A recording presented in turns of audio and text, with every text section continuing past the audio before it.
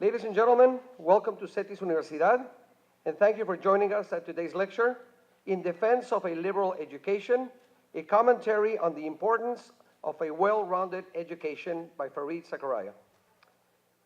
This event is co-sponsored by Santander Universidad, Grupo Calimax, and Grupo PIMSA as part of CETIS's Global Impact Series 2018.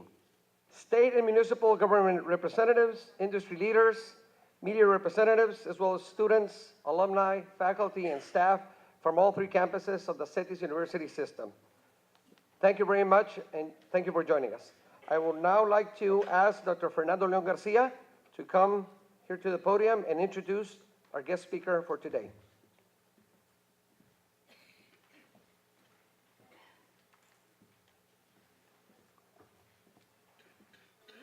First of all, and at the risk of overdoing it, but I think that it highlights and underlines the importance of what CETIS is about, which is an effort that was founded and created in 1961, thanks to the leadership in Baja California, who envisioned then that a higher education institution that developed well-rounded individuals was important. I'd like to just ask all of our trustees who are here present to please stand so that we can acknowledge your presence and applaud your contribution. So all of the CETIS trustees, Yanak, thank you.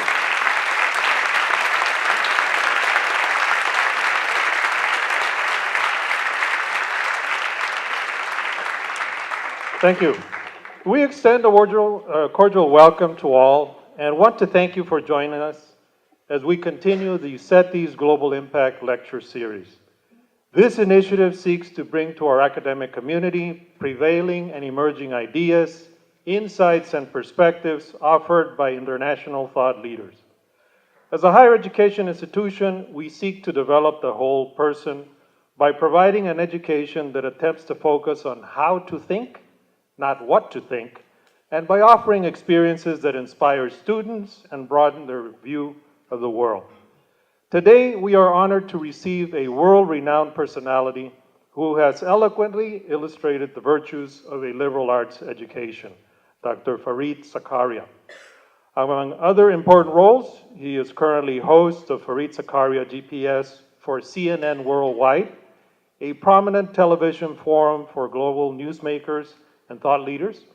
Dr. Zakaria is also a columnist for the Washington Post, a contributing editor for The Atlantic, and a New York Times best-selling author. Dr. Zakaria also serves on the boards of the Council of Foreign Relations and New America. In 2017, Dr. Zakaria was awarded the Arthur Ross Media Award by the American Academy of Diplomacy. He was named a top 100 global thinker by Foreign Policy magazine and one of the most influential foreign policy advisors of his generation by Esquire magazine. I personally had an opportunity to meet and have a conversation with Dr. Zakaria after a keynote speech delivered at the summit of the Council for the Advancement and Support of Education in New York just this past summer, as we discussed the possibility of having him join us here, which I'd like to highlight: PIMSA on the one hand, Calimax on the other, Universidad Santander, Mexicana Logistics, but also a small group of instigators in the positive sense of the word that includes some of our trustees in terms of the Advisory Council for Human and Social Development, and also a special committee that is working on how to instill ethics, business, and society across the curriculum. So from the US to the European Union, to Asia, and now to little old Baja California, it gives me great pleasure, and I ask that you please join me in welcoming our special speaker, Dr. Fareed Zakaria.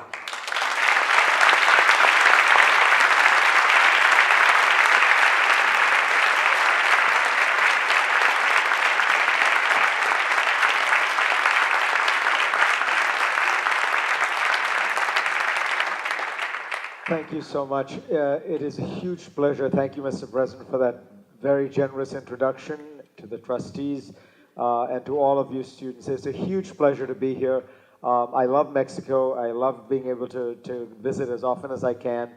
And I'm sorry I have to speak in English, though I suppose that's part of the purpose here, to globalize you, to give you a sense of how I think the United States is changing. You all hear about how when the great fear, the concern that people have when they go to America, when people from Mexico or Latin America come to America, is Americans are always worried, are they going to be able to speak English? And then people reassure them, well, maybe they won't, but the children will speak English. So I can't speak Spanish, but I am growing up in New York City, and I'm aware of the new world my children are going into, so my 3 children can speak Spanish. And in fact, my son, who is a 19-year-old freshman at Yale, speaks Spanish so well that I asked him the other day, so when you hang out with people, do you find that you're hanging out more with people who are from New York City or more with people who have some Indian background? I grew up in India. He said, no, I mostly hang out with Mexicans, Spanish people, Colombians, because, you know, we all like the same music. So that's the new world that I hope we're all going into together. Look, what I thought I'd talk about today was just to give you a sense of where I think things are moving in terms of a very practical question that you must ask yourselves all the time, which is, what can I do to best equip myself for the world ahead, for the kind of world I'm going to be moving into? And it's a question that people in America ask themselves, and it's a reasonable question to ask because we are living in a very different time, really in the last 10 or 15 years, than the previous 100 years. If you looked at the world of the 20th century, you could be pretty confident that there were these large economic trends that were very stable. So for example, if you went into the automobile business in the 1930s or 40s, you could be sure that this was a business that was going to be fundamentally unchanged for decades and decades to come. Same with steel, same with almost any of the core manufacturing processes that came out of the 1880s and 1890s, they stayed very similar. Markets may change, some of the production might change, but the industry basically stayed the same. We're now in a world where everything is changing so fast that it's very difficult to know what will be around in the future. If you look at the list of the largest companies in the world today, what is striking is, firstly, just how large they are. Amazon is $1 trillion. Google and Facebook are up there in the $500 billion range. But what was most striking about them, and I think this varies a little because of the stock market, but for many, many weeks it has been true that if you looked at the top 10 companies in the world today, none of them existed 20 years ago. Because they're almost all technology companies. They're mostly American and some Chinese. Alibaba, Tencent, Baidu. None of these companies existed. And that is what is so fundamentally different about the world that we've entered into. Because we're going through one of the great transitions in human history. Just as the Industrial Revolution was a fundamental shift that didn't just have an economic effect, but had a social and political effect. The digital revolution, the information revolution, is going through almost every society, and it is similarly transforming and disrupting the economies, the societies, and the politics. So it's not an accident, by the way, when you see all this crazy politics everywhere. We used to think that other countries had all the crazy politics. Then we elected Donald Trump. And so we think we have the crazy politics, and now I think Mexico is having its own little version of that. So we will all be competing to see who is the crazier politics in the future. But the reason I think this is all happening is because of this fundamental shift that is taking place. And so in that context, people ask, well, what should I do? What should I prepare for? What should I study? And we have moved to a very simple answer, which is everybody needs to become an engineer. And that has become the answer that everyone wants to hear, and it's not just in Mexico, but in the United States, that is the dominant feeling that we need to emphasize what is called STEM, science, technology, engineering, and mathematics. And I totally understand it. It makes perfect sense because in many ways, at the heart of this new transformation that I've been talking about is the information revolution, which is a computer revolution fundamentally, and of course at the heart of that is engineering. But the mistake I think people are making is not realizing actually how broad and how deep this revolution is. That it is not simply a narrow technical revolution, that it is going to transform everything that we do as human beings. And as a result, will have much broader effects than people realize. And that means that when it starts transforming everything, you have to actually have an enormous amount of breadth in terms of your understanding of human society and the economy, and you can no longer view it in very narrow terms. So in the 1970s and 80s, when computers were first designed, they really existed to help speed up the existing processes that companies had. For example, something like your payroll or your human resources were just put onto a computer, and it was faster to do the payroll on computer rather than to do it by hand in ledgers. And so people, so the computer technically became very useful. We're of course now in a situation where having computers generate art, generate music, edit movies. And so to be able to figure out how best to work in that world, yeah, you need to know something about the technology, but you need to know something about art, about movies, about how fundamentally human beings interact with these technologies. Now, it's interesting to think about the United States as going through the same kind of anxiety about technical education, because American education has always been unusual in the world in not being highly technically focused. And this came out of American history. You see, when people came to America from Europe in the 18th and 19th centuries, they came out of a world, European education, which was highly technical and trade-based and skill-based. Why was that? Because in Europe, basically you tended to take on the profession of your father. So if your father was a cobbler, you would become a cobbler. If your father made stagecoaches for horses, you would make those stagecoaches for horses. And there was within every town a guild or an apprentice system where the young would be educated in that trade, that profession, that technical skill. And as a result, when you started to create educational institutions, those mirrored that reality. So they were very technical, they were narrow, and they helped you get a particular job, a very specific particular job, welding, shoemaking, whatever it was. And then those grew to be larger and a little broader, engineering, medicine, and such. These immigrants come to the United States, and they don't have any father, they don't have any town, they don't have any system that they are locked into. And part of the reason they've come is to get away from all that. They get to the United States, and the first thing they have to recognize is they're probably going to be traveling. They're going to move from city to city to find the best opportunities.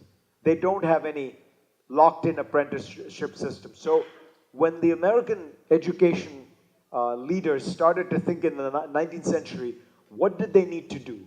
They came up with two big ideas. The first was that there needed to be mass public education for everyone. Unlike in Europe, America committed itself to the idea that everybody needed to have a high school education.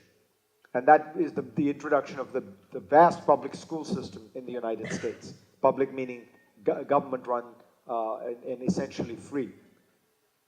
The second piece of this was that people needed a broad general education more than a narrow one, because you couldn't be sure what they were going to end up doing. And so they developed in the United States this idea, which built on what existed in Europe in a few elite places like Oxford and Cambridge, the idea of this liberal education. And the liberal education was always meant to be a holistic education, not what we now think of as a humanities-based education.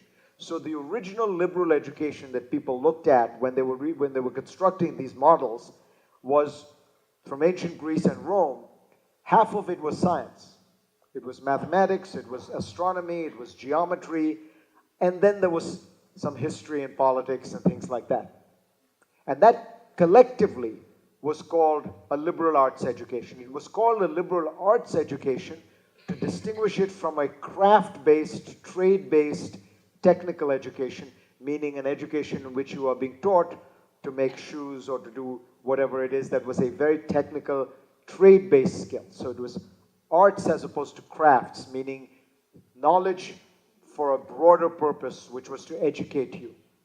And that system of American liberal education became the model for a vast number of American colleges, much, much larger group of colleges than anywhere else in the world.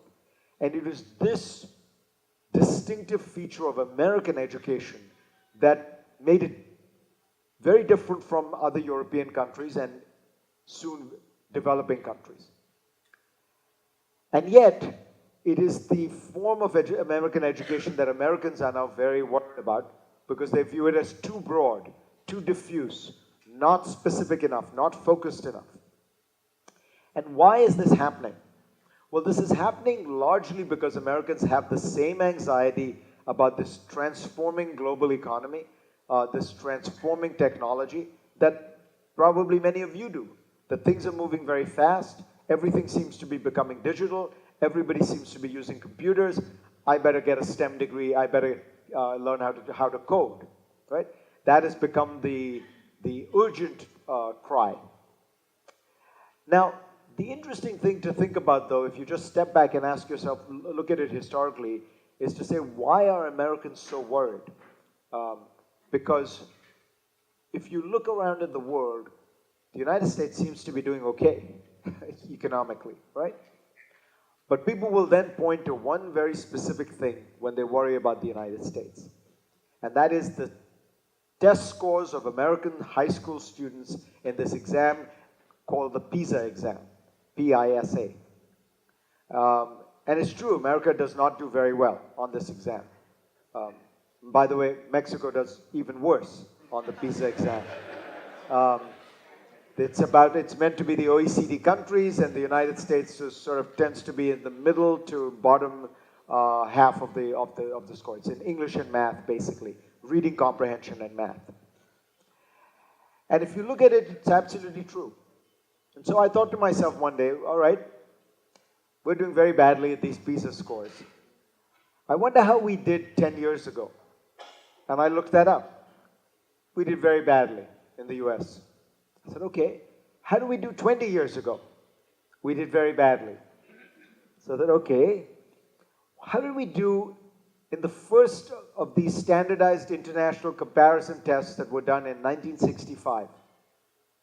About the same, middle to bottom third, bottom the half of the pack. And so here's the puzzle I was asking myself then.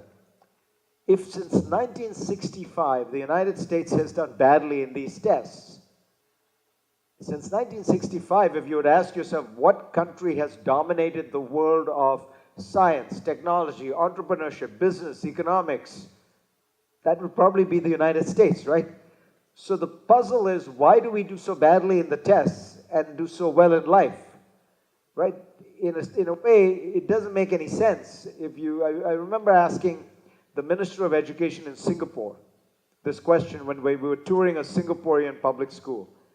And the reason I choose Singapore is because Singapore is basically number one in these tests. Singapore and South Korea fight for who will be in first place. And the Minister of Education in Singapore is taking me around and he's pointing to this great classroom and that great classroom. And I said, okay, let me ask you a question. You guys do amazingly at these tests. But then when I look around the world and I'm trying to find like the great entrepreneurs who started great companies, the great technologists, the great scientists, the great composers, the great inventors, I don't see a lot of Singaporeans. and I see a lot of Americans. So how come, you know, we're the guys who are sitting at the back of the class slacking off, doing badly, and yet somehow we're the ones creating Google, Facebook, Amazon, and you guys are doing so well, and what's going on? And he says, well, here's the thing. We teach two different kinds of things. We teach our kids how to do well in tests, and they do really well in tests. You teach your kids how to problem solve, and they do very well at solving problems. And there are two different ways of doing education. And I thought it was a very insightful comment. And by the way, the real answer is you probably need a bit of both, and that the Singaporeans maybe do too much of one and we do too much of the other. But it's very true that the American system has never been very good at that idea that you would be placed in a formal test-taking mechanism with a body of knowledge, and you would have to produce or reproduce that knowledge on a test. Americans don't do that well. But, I mean, I give you a simple example now, you know, watching my son's cohort at Yale.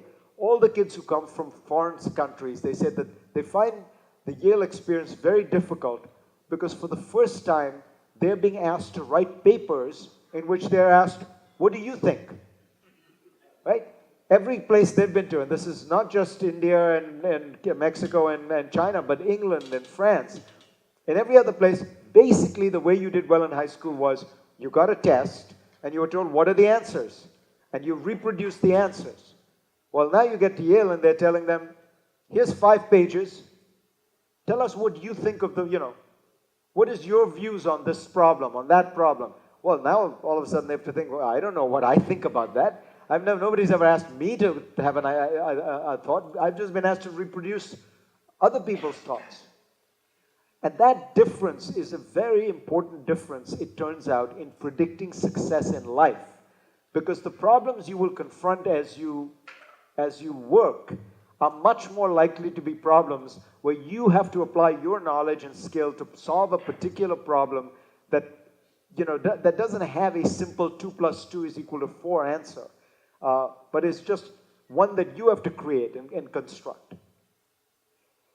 And so trying to find some way to think about this better, I started to look at the other results, and I said to myself, let me think of this another way.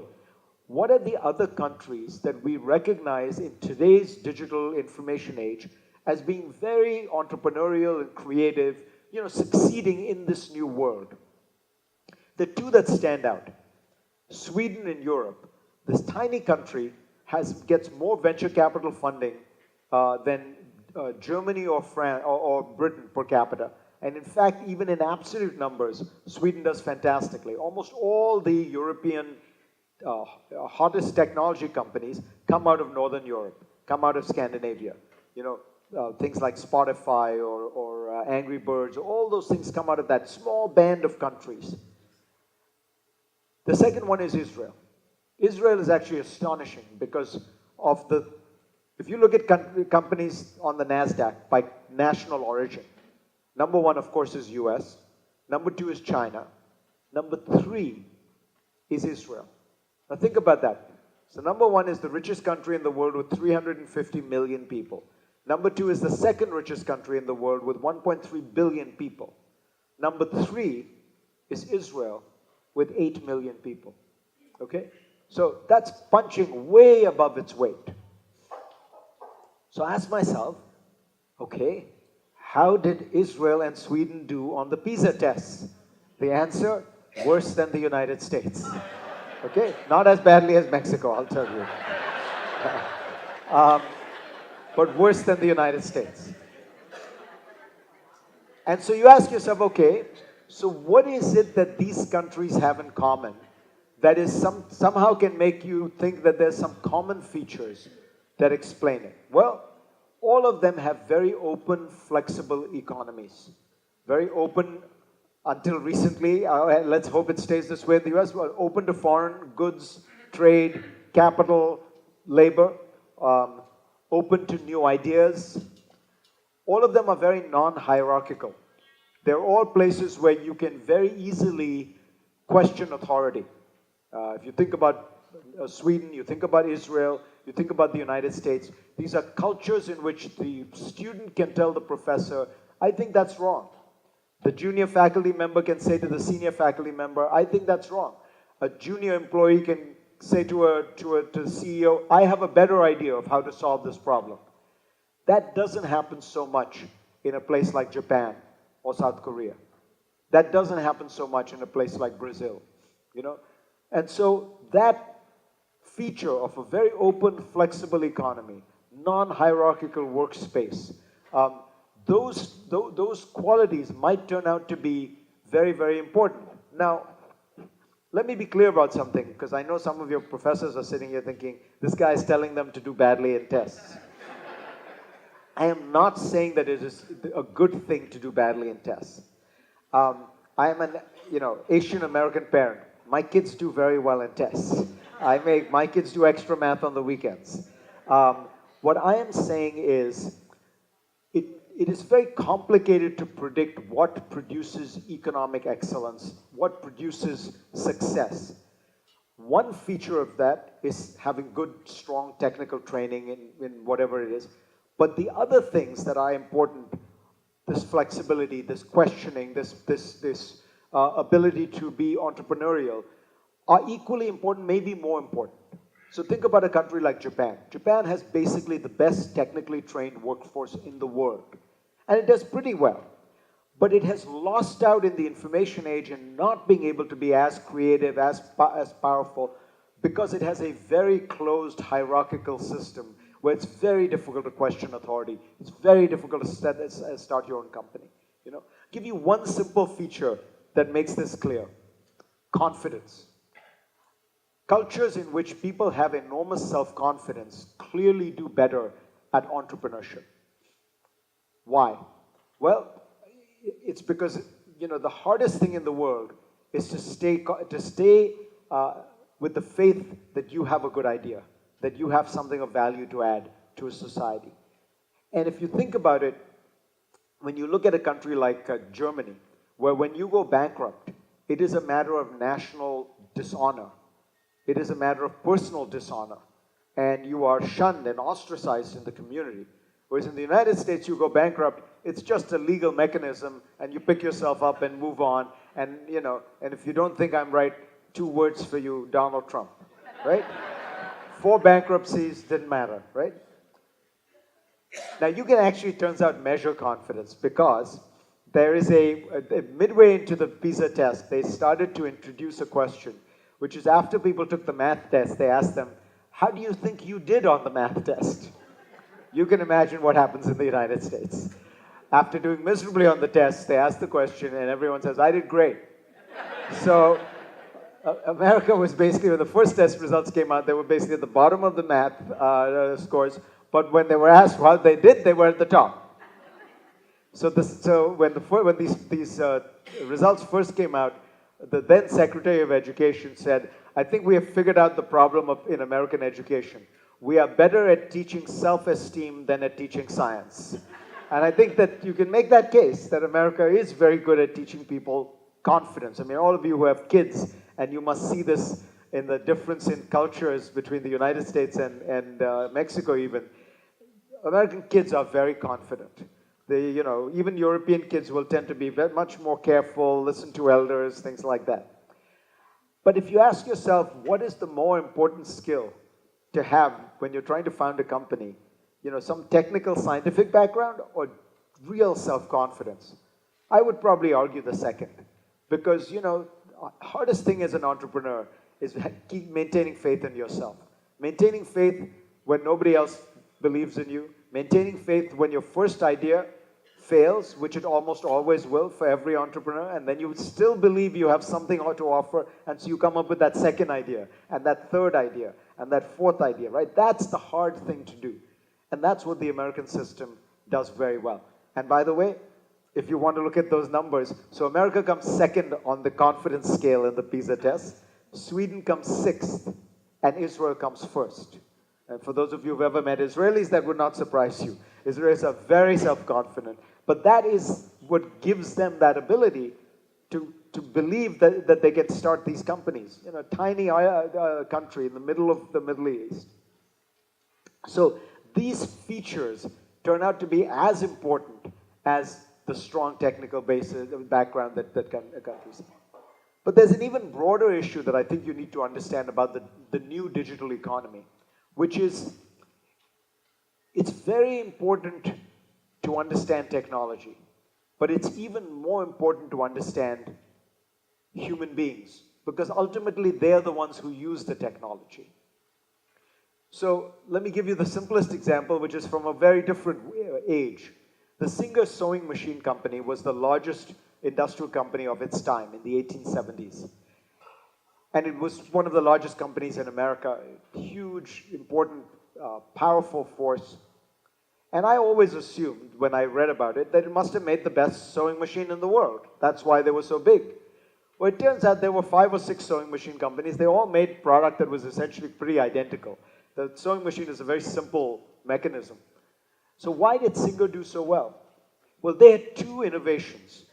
The first was they recognized that it was a more expensive piece of machinery that people had ever bought before. And so they created an incentive installment plan. They created a financing model that allowed people to pay a small amount every month and get the sewing machine. And the second was that they recognized that it was women, not men, who were making the decision on this particular. This was the largest ticket item that a woman was going to make a decision on. So they sold directly to women rather than to men. Both those cases, what you see what it is about really is understanding the nature of the society and of the people to whom you are selling, not the technology alone. Now, you might think that's an old example. So let me give you a more recent one. I interviewed Mark Zuckerberg for the book I wrote about a liberal education. And I asked him what he was interested in when he was in school. And he said, oh, I was obsessed with computers always. My dad was a dentist. He had a computer system, and I used to tinker around with it. But my academic interests were actually, I was very, very interested in classical Greece. I studied ancient Greek. I studied ancient Greek history. And then when I got to Harvard, I was going to major in psychology. So I said, not computer science. He said, no, I was always going to do computers on the side. But my real interest was psychology. I said, why? He said, I've always been interested in how human beings think, what motivates them. And then he said something to me fascinating. He said, you know, Facebook was founded as much for technology as it was for psychology. So I said, what do you mean?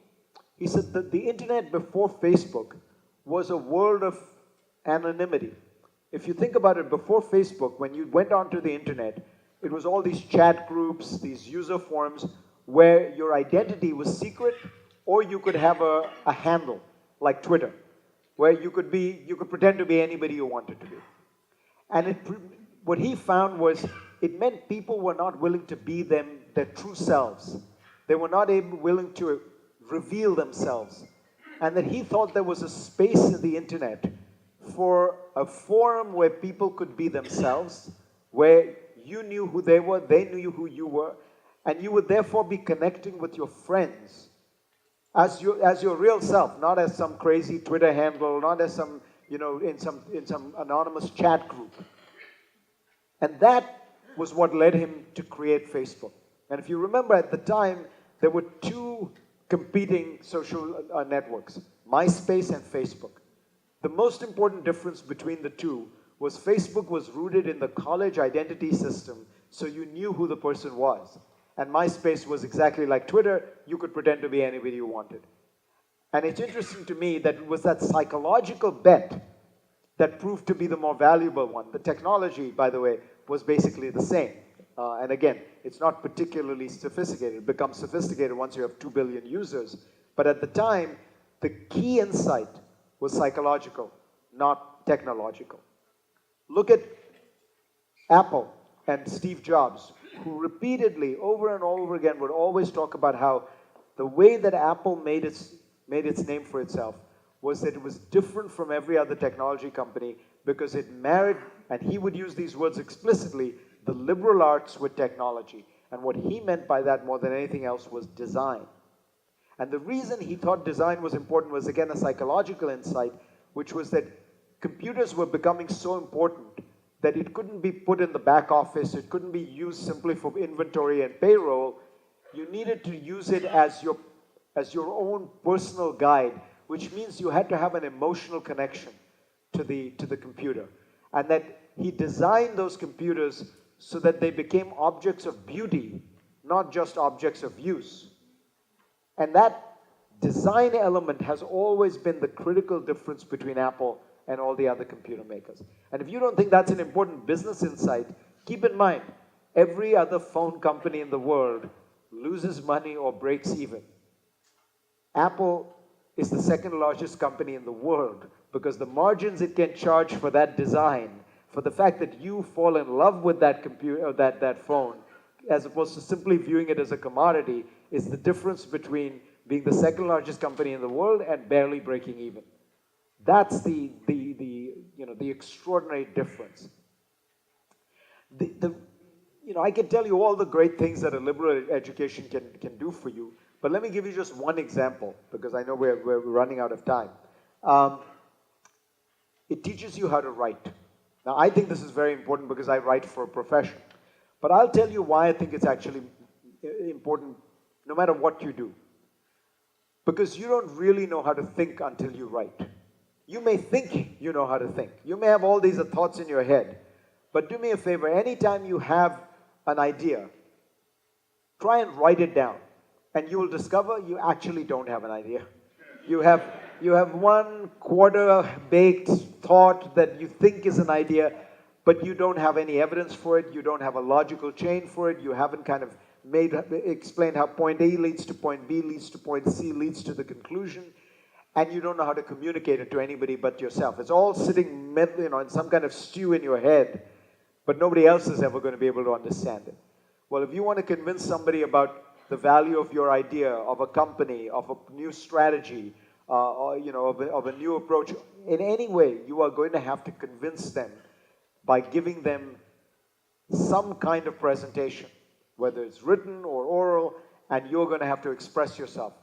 And that process is really thinking, but the best way you can learn how to think is to learn how to write, because the two are essentially the same.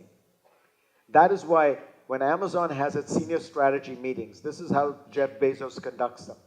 You all gather, there's about, say, 8 to 10 people. They sit in a room at Amazon's headquarters, and for the first 30 minutes, what happens is one person has been asked to write a memo. Not a PowerPoint, not bullet points, an actual memo written in clear English in paragraphs. And that memo is given to everybody, and they're told to sit and read it while everybody is in the room, because as Jeff Bezos said, I don't want anyone bullshitting that they read the memo. I want them to have actually read the memo. But think about the pressure that places on the guy who wrote the memo, or you're watching everybody sitting and reading your memo in live time. And then they discuss it.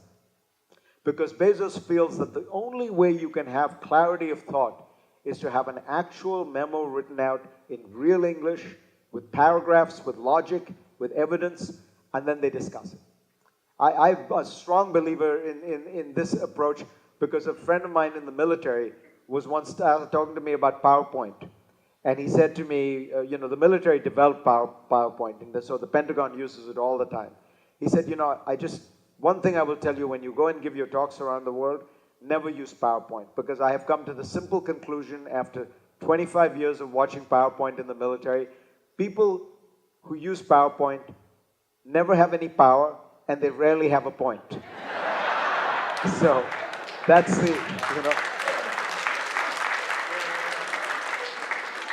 PowerPoint is the illusion of logic rather than the reality of logic. It just makes you think because you have bullet points and somehow you made a logical statement. But the point Bezos is getting at is, I think, at the core of what makes a liberal education work. And, I could go on with example after example forever, but you get my point, which is that the fundamental challenge in business terms is to understand human beings. You have to, in a digital age, know something about computers. You have to know something about the technical stuff. And it's very important. But you also have to understand this much larger and broader surround. And it depends on what you want to do. Remember that always. People who do well in business are people who like business and want to do well in it and are noticing what are the problems that society has and what are the unfulfilled needs that people have and what can I provide that will make them in some way, do better at it.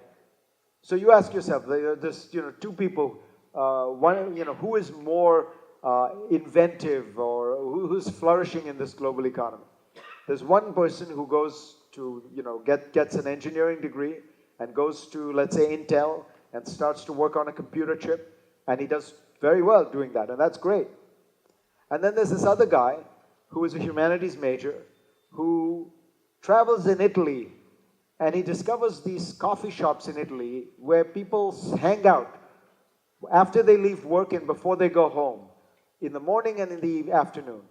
And he thinks to himself, this is such an interesting third place, not the workspace, not the home. And it's such a wonderful way for people to be able to have, another place that they can stop by and create a kind of life for themselves.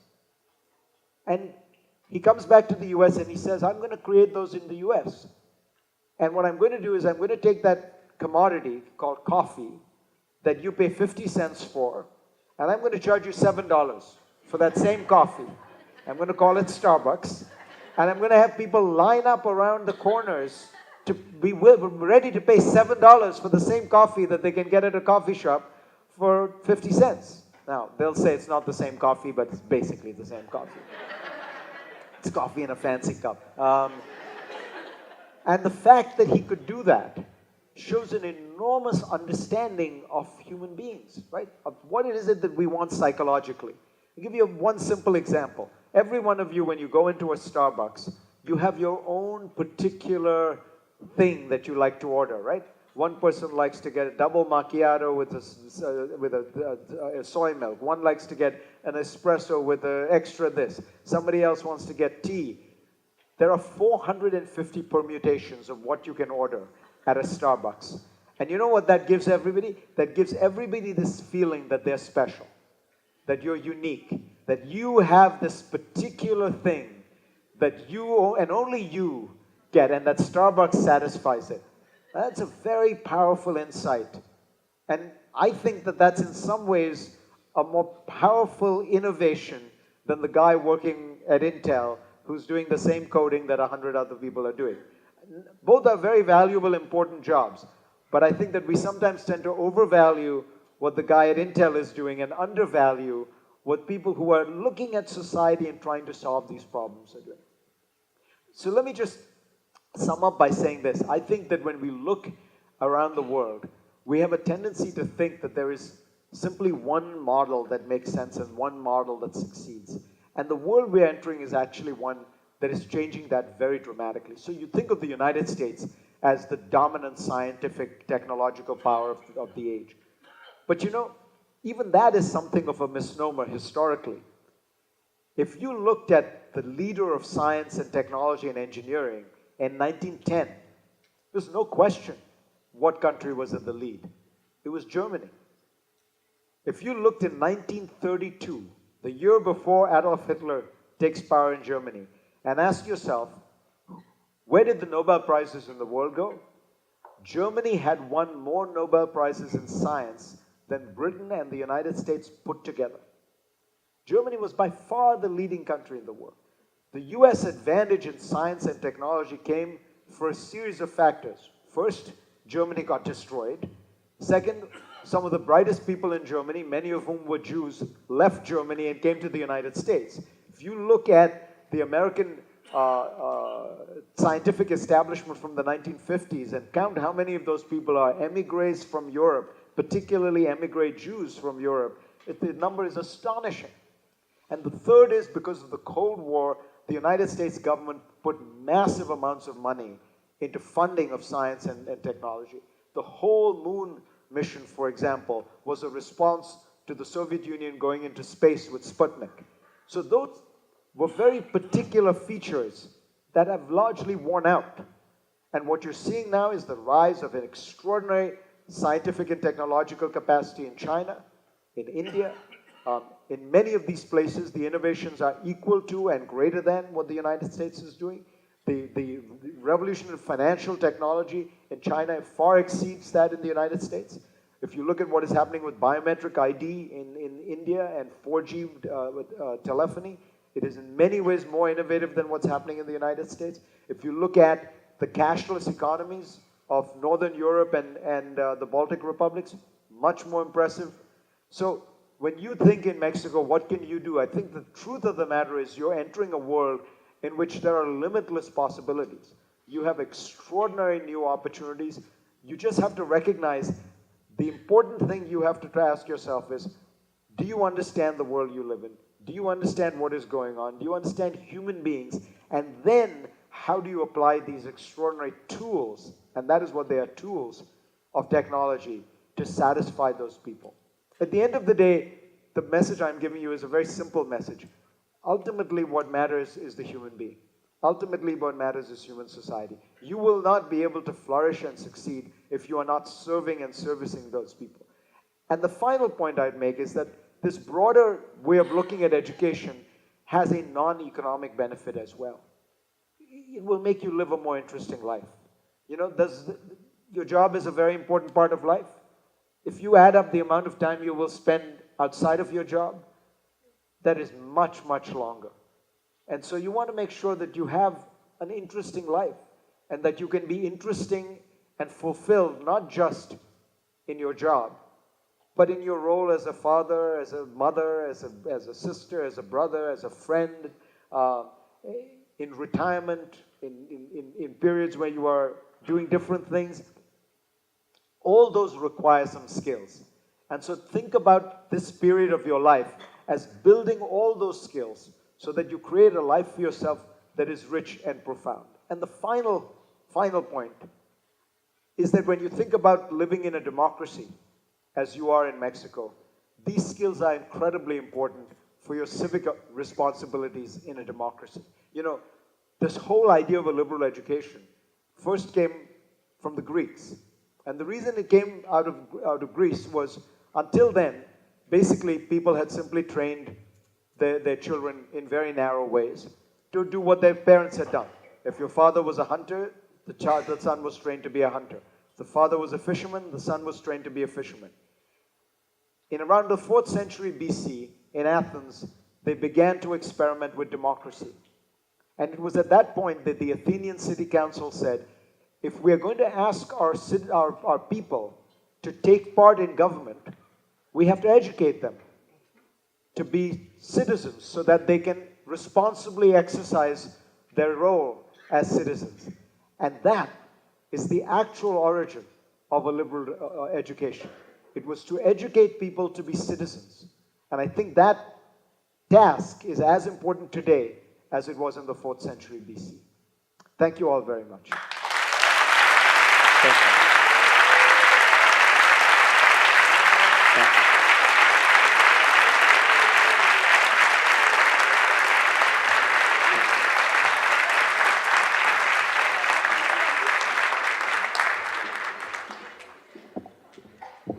We would like to thank Dr. Zachariah for his valuable insights, and now we have time for a few questions from the general public. Who out there is brave enough to venture a question?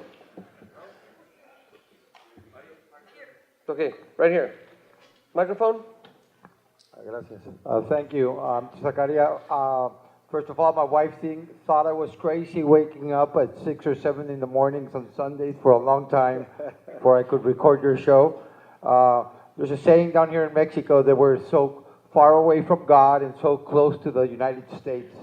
I would ask you, what opportunities is Mexico missing when it comes to economy with California or with U.S. specifically? I think we're missing a lot. What would be your insight on that?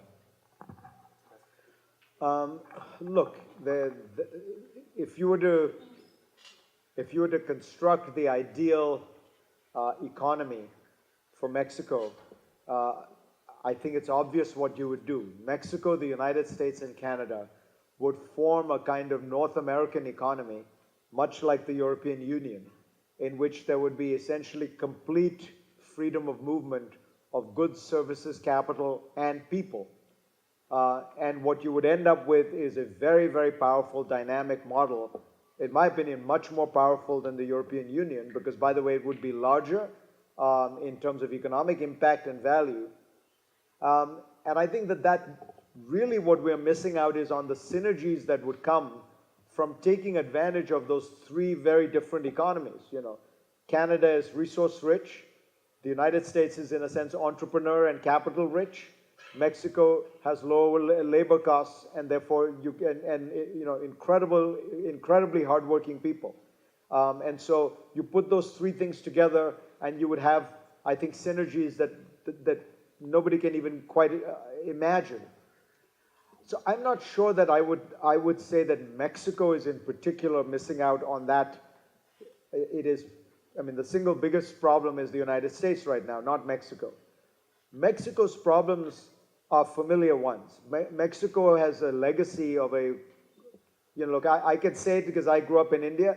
Mexico has a legacy of a crazy socialist planned economy that produced only stagnation and corruption for many, many decades. Unwinding that is very complicated. There are many vested interests that want to resist it. And that process, has been going on reasonably well in Mexico, but could do much better. I think that the great danger now is that Mexico is not going to, far from moving slowly, it's actually going to go backward. And I look at it with great sadness because, there are lots of problems with reform and capitalism and free markets and free trade. There's no question. There's inequalities. It produces, its own difficulties. But the idea that the solution is to go back to some kind of socialized or planned government-controlled economy seems to me a disaster. There are very few things in history that we have a pretty conclusive test on, and that is this history of having tried to have the government manage the economy. And that seems to me is the great danger for Mexico right now, is that you have a movement backward. And look, it can happen. There are, progress is not inevitable. You have to fight for it. And right now, I think that the danger for Mexico is you're going to slip backward into a circumstance where it will be very difficult to then find your way out. You can easily slip back into another decade or 2 decades of stagnation. Okay, another question? Somebody else? Dan? No? There's that lady. Okay, up there. Aldo. Thank you. Mr. Zakaria, in the 1950s, after the Korean War, South Korea was one of the poorest nations in the entire world. And throughout the 1960s, it developed a strictly technical education. And now it's one of the leading countries, technology-wise. One of the greatest tech giants in the world, Samsung, who even sells displays and many components to Apple, comes from that country. So my question is, should liberal education be a solution, the only solution for developing countries in order to improve? Mainly because it's costly. For example, here in Mexico, we are going to face a 32% cut in public funding to public universities, for example. So should these developing countries be more concentrated in developing technical skills rather than liberal education per se? Thank you. Very good question. So for those of you who couldn't hear, South Korea developed in the 1950s by focusing on technology, technical education. It's become a very rich country.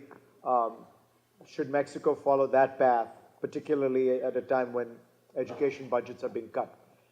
Here's the thing to remember. South Korea did very well, you're right, in the 50s and 60s. But remember that the single strongest technically trained education system and engineers were not in South Korea. They were in the Soviet Union.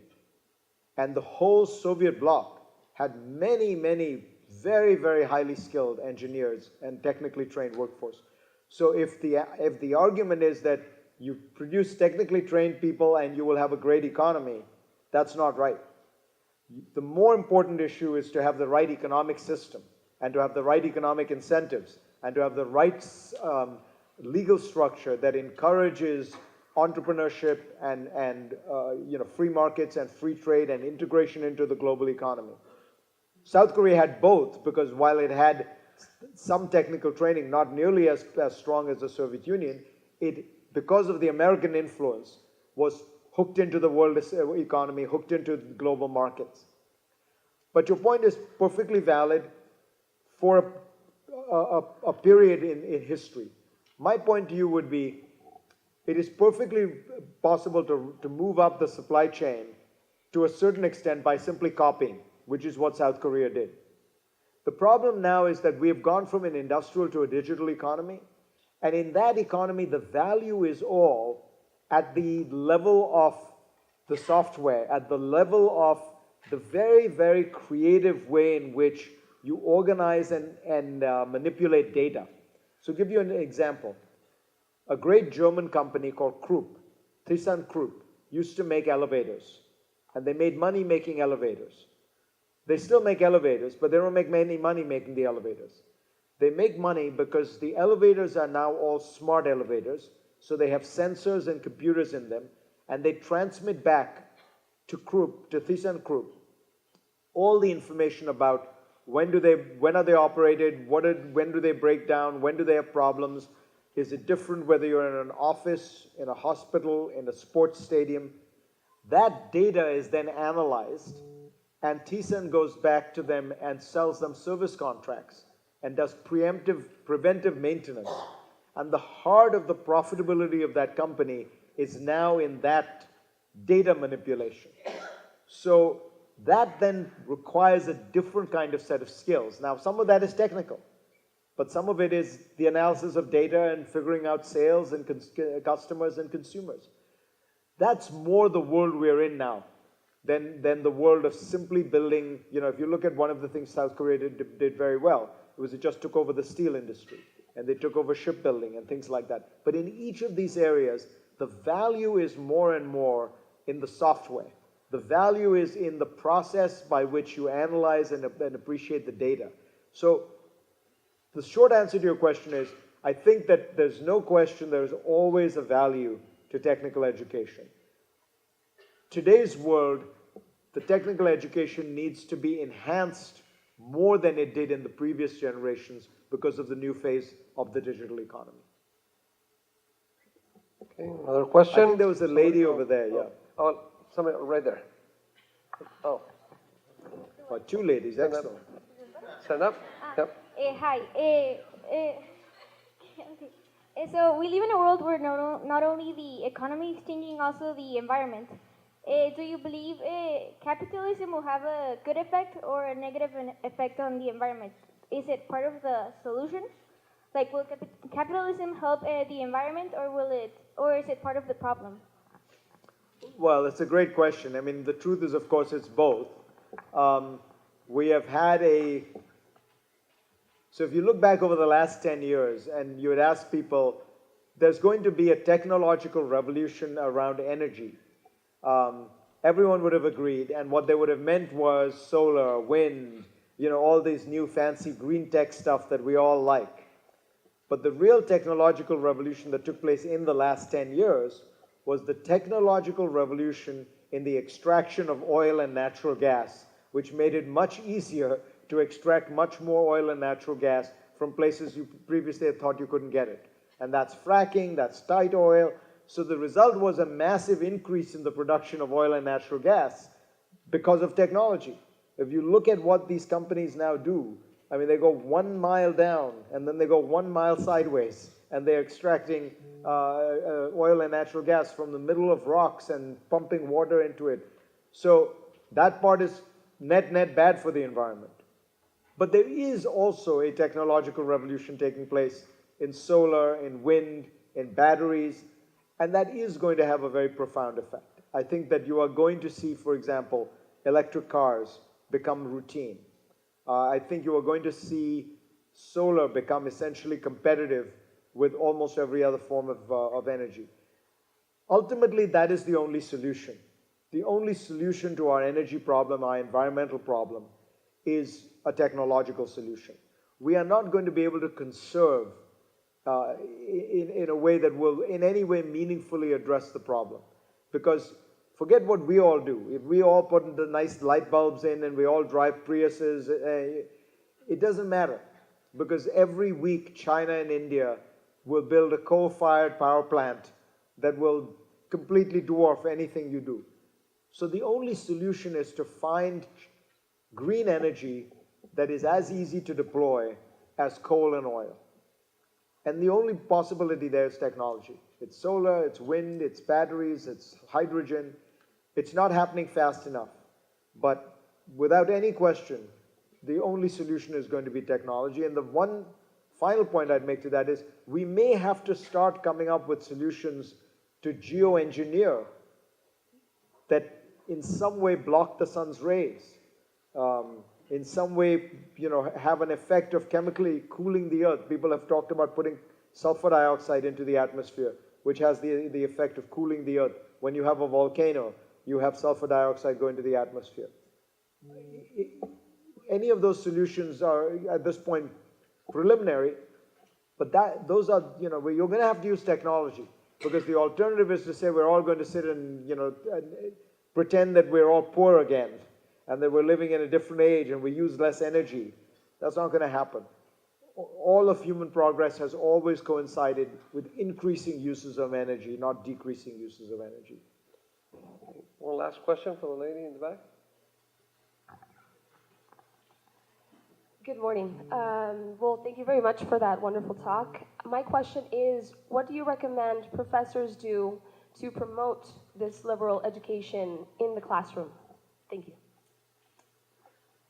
I think that the most important things you can do is to make people understand how important it is that they think for themselves and that they communicate. Once you start to do that, say to people, what do you think? How do you why do you think that? Explain it to other people. What you find is that you start to need the tools that you get from a liberal education.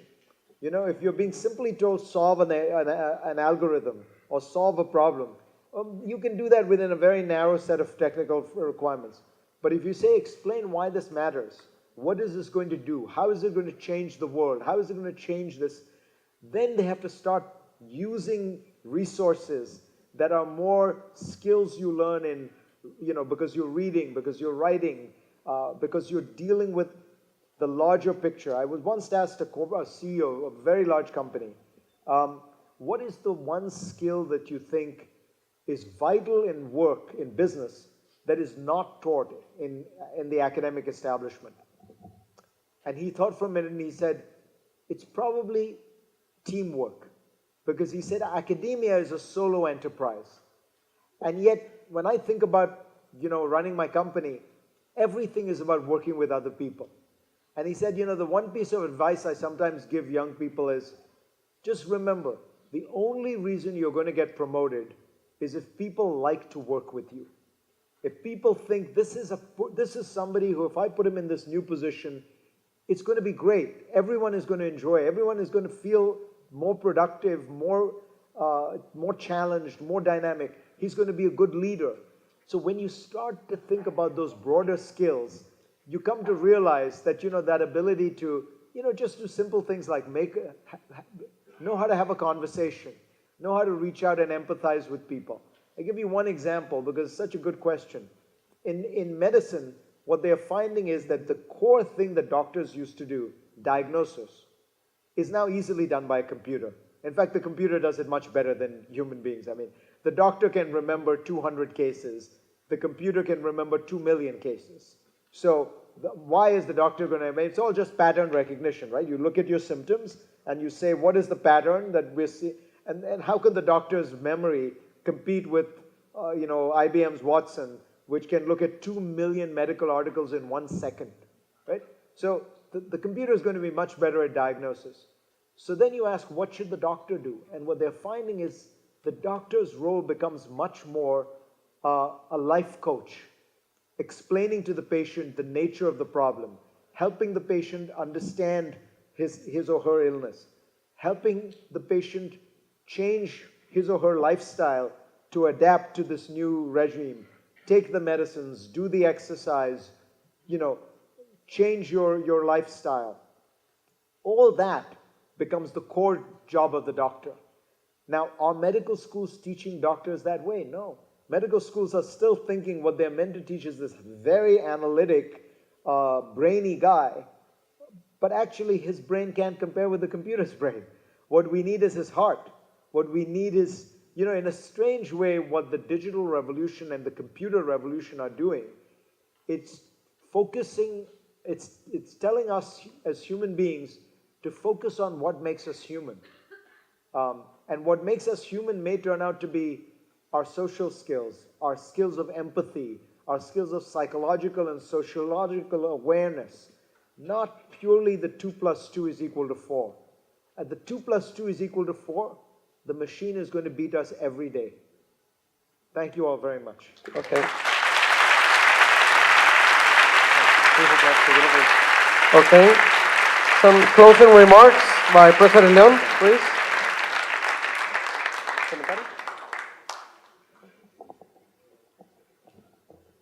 Okay, and now we have a couple of our best and brightest students that provide just a token of appreciation for your visit.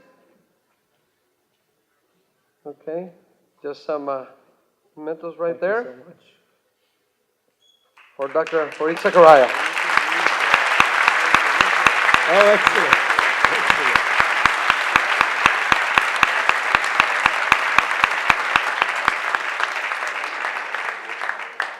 This is good for the winter, but what do I do in the summer when it's 110 degrees? Thanks. Thank you again. Okay. Maybe I can... Thank you, everybody, for coming. I hope you enjoyed today's proceedings. Have a nice day. Thank you.